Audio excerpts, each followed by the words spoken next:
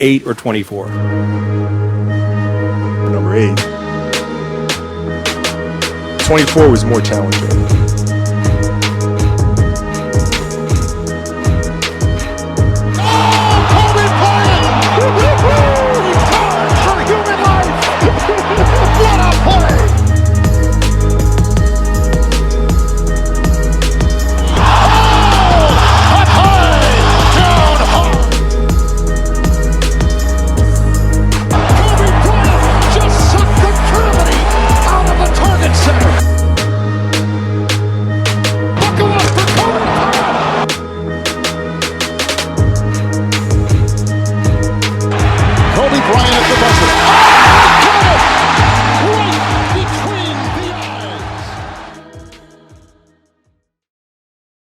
It's Monday, so that means 3 things. 1, I'm not your MCM.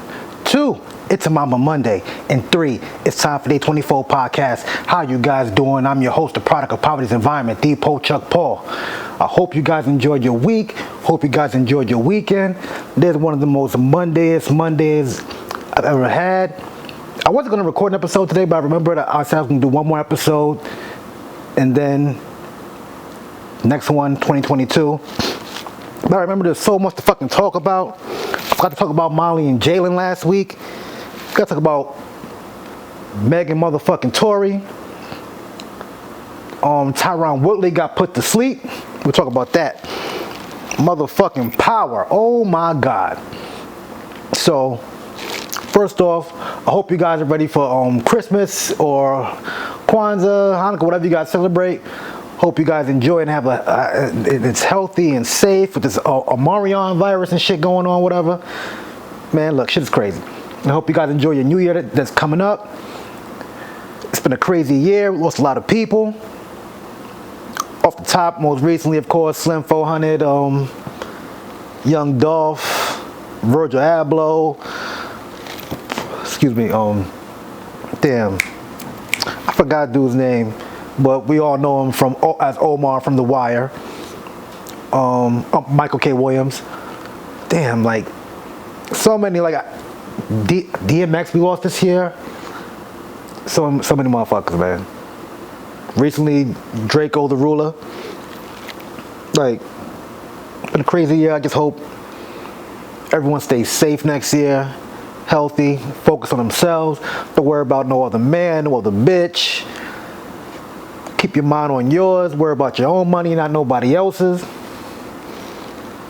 Now let's get to it. A couple weeks ago, it came out in the news, in the New York Post first, where Jalen Rose also works at, that him and Molly are calling it a quits. They're getting a divorce. They've been living away from each other for about a year now. She's been living back in her hometown of Connecticut. And a lot of folks are saying that maybe she cheated because Jalen was the one that filed, and who knows, man. She's cool on TV. Well, she's kind of annoying on TV, but maybe she's even more annoying in real life. Some people, a lot of folks, they like to say, well, she looks good. Oh, she looks good. She's sexy. She loves sports. How can you not love her? Man, look. When people fail to realize every relationship looks good from the outside because you're the one not getting annoyed on the inside. So who knows? A lot of folks saying like, oh, Stephen A. Smith is fucking her. I'm like, yo, the amount of dumb ass messages and posts. I have people posting the shit from like 4 or 5 years ago when Jalen was like, you're only as faithful as your options. 2 people sent that shit to me. This girl was like, oh, you see First Take Today? Jalen show? I'm like, what are you talking about? She sent me the clip. I'm like, Jalen don't even have that hairstyle no more. Don't even have that set no more. Will Kane don't even work for ESPN. Do y'all niggas ever research? Then you got Willie D, supposed to be a gangster rapper. A lot of these grown ass niggas turn into male Wendy Williams. They're Wendell Williams now. So Willie D's like talking about, oh, Stephen A. Smith is probably fucking it. I'm like, Willie D, supposed to be a gangster rapper. You know, what are you doing? But he hates Stephen A. Smith for all types of dumbass reasons or whatever, but yeah. Whatever, dog. But She doesn't want no spousal support, nothing like that. It's going to be a nice, friendly divorce. Well, I don't know about friendly, but it's not going to be a messy one. Speaking of divorces, Kanye, he's still trying to get Kim Kardashian back. People running around saying like, well, I find it funny. He wants to get, he doesn't want the divorce, but he still has his girlfriend living with him. First of all, she's still running around this weird-looking motherfucker, hanging out in dirty-ass Staten Island, Pete Davidson. So I mean, hell, I'm shocked he still wants her back after she been fucking with the homie. He done been at the crib and shit. But hey, man, these motherfucking celebs be swapping out their chicks and they boyfriends, husbands all the time, man. Like, so it's whatever, dog. Speaking of relationships, Meg and Tory were recently in court. They're going to be back, I believe, in January 13th. But there was more things going on there. Allegedly, there was arguing at Kylie's party, which resulted to them getting kicked out. I believe she broke a glass there or something like that. And then there was some fighting inside the car and outside the car with Meg and her homegirl. Allegedly, her homegirl liked Tory. Meg knew. She ended up fucking him anyway. You know how bitches be. They're saying that Tory shot at her and said, "Dance, bitch." Which they're also saying may not be true because the witnesses said that wasn't said. They can't find the bullet fragments that were supposedly in Meg's foot. They're saying that it was glass from earlier that night at the party. So long story short, we still don't motherfucking know what happened between these motherfuckers, but we do know they were all drunk. The former best friend, I don't think she took the stand yet, but it's going to be interesting to see what she has to say. Because mind you, Tory's still not charged with attempted murder or anything like that, assault for deadly weapon. There's other charges that they say he get a maximum of 22 and a half years, but we'll see. I doubt he even gets that. But my thing is this: if Tory indeed did not shoot her and Meg was indeed lying, what does that mean? What happened? Are people going to cancel her? Is she going to lose deals with Nike, Popeyes, you know? Because it's going to get ugly. It's going to get ugly. So we got to wait till January. Next month, a couple of weeks, you know what I'm saying, before they go back to court, and we'll see what happens there. But somebody's lying. And like they always say, there's three sides to a story: the truth, her side, and their side. You're going to get to the truth. And last week, I called the episode Tupac's Back, but shit, I should have named it this episode Tupac's Back. Because motherfucking Uncle Drew, Kyrie Irving, is back in the NBA, and he did not get the vaccine. Oh, no. He will be a part-time player for the Brooklyn Nets because the NBA is ravaged with COVID outbreaks. Because if you're vaccinated, you can still contract the virus and still pass it along. And they need some players right now, and why not Kyrie? He's already on the team, on the payroll. He will play only away games. Who knows if the ban gets lifted for him or unvaccinated players and whatnot. We'll see. I don't think he'll still be able to play in Brooklyn. I don't know if he'll be able to play in New York still. But the Brooklyn Nets is an away team. So we shall see. Now, a lot of idiots were saying that he has COVID because he was placed at the COVID protocol. But that's procedure because he hasn't been traveling with the team. He just coming, pretty much, he's coming off the street. So they have to test him and make sure he has X amount of negative results so he can start full contact practice with the team and traveling with them on away games. So what's procedure? You idiots, he does not have COVID. Jesus Christ. Like, I just told y'all, like, earlier how motherfuckers don't do research with the whole Jalen Rose quote and shit. I'm gonna stop doing that.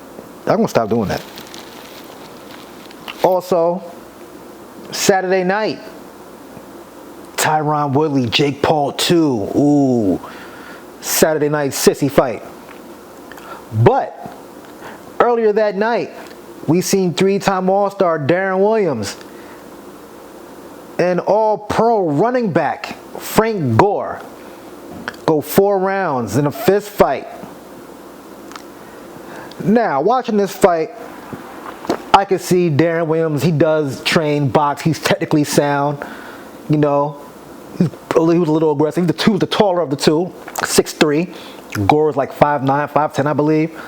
But he's big and stocky. But Gore was winded after the first round, legs gone. And Darren was doing a lot of like grabbing and holding, you know, put his weight on him, whatever. He did push him out the ring after a couple of hits, which was funny as shit. And at one time in the corner, I don't know what Frank Gore was doing or was thinking or even looking at. But he's in the corner during the fight, just looking off into the crowd. Darren Williams just catch him. Bang! 2-piece. Bang! And you see Frank Gore like, yo. All I could think of was one of Ha Davis's skit like, oh shit, nigga, damn. This is outrageous. 2-piece the shit out of him. It went 4 rounds. Darren Williams won by decision. He said, I'm going to sit my old dumb ass down and leave this to the professionals. I do not want to box. I just want to do it once, just to do it in front of all these people. Frank Gore, on the other hand, says he's going to go back and talk with his team and see what they want to do. Dude, you can't box. You don't have the stamina. Go back to the NFL if they'll let you. But I'll tell you this, though. I'm happy Frank Gore didn't get knocked out, because if he would have got knocked out, I doubt he would have got another NFL contract.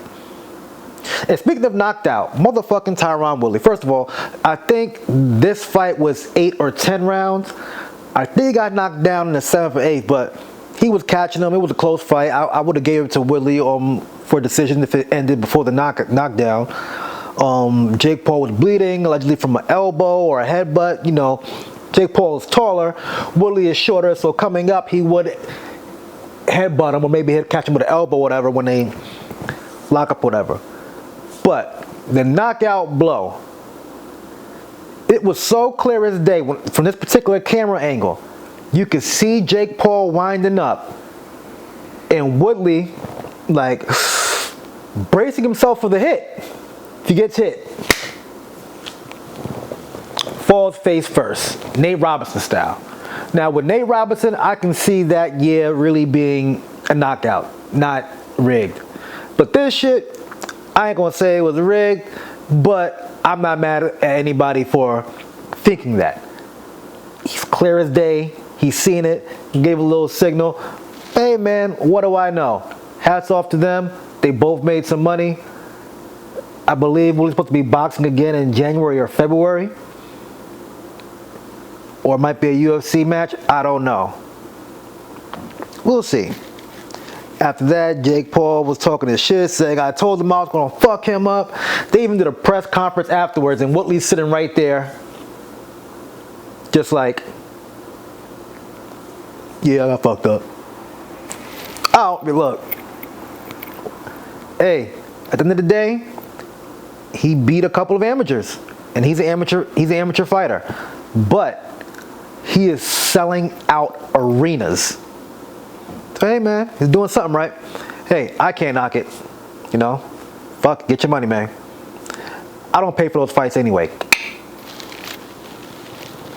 But ooh, now what I want to talk about, motherfucking Power last night. So much shit happened. Like, I don't know where to start.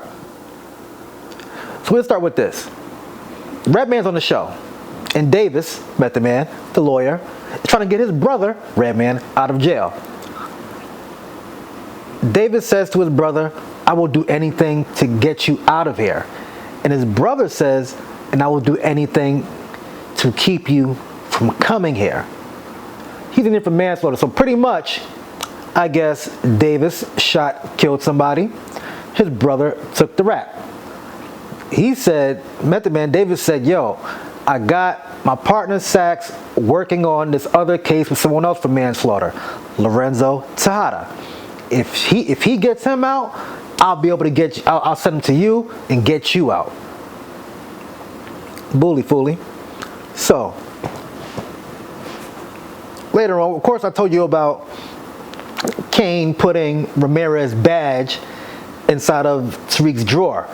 And mind you, they're getting ready to do a big drug sweep throughout the campus because they think drugs may have led to Reynolds getting killed. They started looking through his book that he was writing about Tariq. They put two and two together. The other white kid, they said, oh, that could be Braden. Also, you have the other girl from Everybody Hates Chris. She's wearing the motherfucking wire, the motherfucking Rolex. And then they want her to wear more equipment to get motherfuckers to talk. Because Mildred, or Milgram, whatever her name is, the chick who's fucking the detective, the teacher, and the student, is egging her on because she's scared she might get killed because Monet is on her ass like a wedgie. Or in her ass like a wedgie. Sorry, I'm trying to get my Kendrick Perkins on. But anyway, when they go to turn Zeke in and tell him, yo, we got other evidence, don't worry about it. Turn Zeke around. Then Monet tells Mildred, yo, whatever you're doing, don't do it no more. Stop. They off Zeke. But she keeps pushing all this other shit. Now the drug sweep may interfere for other business because, you know, Tariq moved work in the school. Now, there was a little something between Monet and Tariq and Kane. You know, they got their little beef. Monet tells Tariq to follow Kane. I want to know who's his connect. Because his connect is Mecca, aka Monet's baby father. Also, Zeke's father. But Kane don't know that. The dude Mecca orchestrated this whole shit. You know what I'm saying? So, Kane has to... Well, hold up. Let me rewind this real quick. Tariq needed some money. I told you, there's a lot of shit going on. Tariq needed some money to get his apartment so he could take his little sister. He had the court hearing, this, that, and the fourth, or whatever. So he needed that money. He asked Diana to holler at Kane and get some work. Then Diana was like, all right, cool. I need you to follow Kane and do X, Y, and Z too. So they're all pretty much don't trust Kane. Diana relays the message, you know what I'm saying? Boom. Kane says, I'll do it. But Tariq got to pick it up himself. He sends Braden. Braden picks it up. Tariq follows them both. But Tariq follows Kane instead to Mecca's crib. He's taking pictures and whatnot from his car. Then he decides to get out of the car and get video of the front door or whatever. The dude that Mecca got smacked up in the first episode or two runs down on Tariq, beats his ass. Kane is upstairs. The Asian dude asks him like, yo, you know this dude? He's like, nah. Or did he follow you? Nah. They fuck him up, take his phone. So, they go upstairs, whatever. They let Tariq go, but they kept his phone, whatever. So he drives off, whatever. The next day is his hearing. Before that, they asking Kane, do you know him? Do you know him? The other dude who beat up Tariq was like, don't worry about it. I fucked with this, that, and the fourth. I can just tell Mecca ain't like this dude. He said, yo, you beating up a civilian, could bring heat to us. The Asian dude just sliced his throat right then and there. Boom. Kane goes home, talks the phone to his mom, was like, yo, you could have got us both killed, this, that, and the fourth, blah, blah, blah, blah. They have a little spat or whatever. Boom. The next day, Tariq is walking towards the court. Monet pulls up on him, says, get in. Says, since you was fucking with me and you almost fucked up, I gotta take what's yours. Locks him in the car. It's like, yo, you gonna sit here until your course is over and you lose your sister. Then Tariq just goes, yo, you need me more than anybody else. He was like, yo, Kane swapped out the shit with the he's like, I know everything that's going on and you don't. You need me. He said Kane swapped out the work with fucking Sugar. He said Diana stole that money, and your nephew Drew is still fucking that basketball player. She lets him out. The lawyer, you know, the guy from Cosby Show, he vouches for him and whatnot. Oh, how sweet. Win the case, he gets his sister. He's on his way back to his dorm room. Guess what happened? The cops already swept the dorms. They found the badge. They locked Tariq up for double homicide. And here's the funnier thing. The dude, you know, from the Cosby Show, who's in charge of the will and all that shit, gives Tariq a letter saying it's from your father in case you ever were arrested for murder. Tariq opens the letter and it says, I'm paraphrasing, "Good for you, little nigga. I knew you always be here." God damn, goes from the grave. Evil motherfucker. This is only episode 5. It's 10 episodes. So we got to see how Tariq gets out of this shit. Whew. Tragic. My man Tariq. We got to see what happens, man. Look. Kane, you know, Kane killed both them motherfuckers. You know what I'm saying? Monet gonna try to do whatever to get him out. And the biggest surprise, Lorenzo Tejada is let out of jail. Monet's walking into the crib, she is laughing in Spanish, whatever, and you see him with the kids, talking, laughing. And mind you, Monet's still fucking the other nigga. And also, Lorenzo might be snitching too, because when he was on a visit with Monet, he had a phone call, and he was like, yo, I gotta take this. And as soon as she walked out, she leaves out, he says, yo, I can tell you everything, what you want to know. So who is he snitching on? Probably Monet. Who knows? I know, I always tell you my reviews be all over the place. I'm sorry. But yeah, man. And I ain't gonna talk to you guys again. I ain't gonna see you guys again until January 3rd, Monday, 2022. Again, I hope you guys enjoy your holiday this weekend. Enjoy your new year. I hope it's safe, prosperous. Hope you travel safely. Go to work safely. Work from home safely. Whatever you do, just be safe. You know what I'm saying? Don't stay dangerous. Stay safe. You know what I'm saying? And before I let go, the sale's still going on all month long at the TKOMG shop, www.tkomg.net/shop. Use promo code I got 40 to get 40% off all tees, all hats, all long sleeves, hoodies, whatever's in there, 40% off. Even the F.T.P. file transfer protocol t-shirt. And like I always say, like, share, subscribe, comment. God is good. God is great. Thank God my paper's straight. I am the Pope Chuck Paul. Merry Christmas and Happy New Year. Peace out. This thing, I almost didn't do an episode today, nigga. Shit.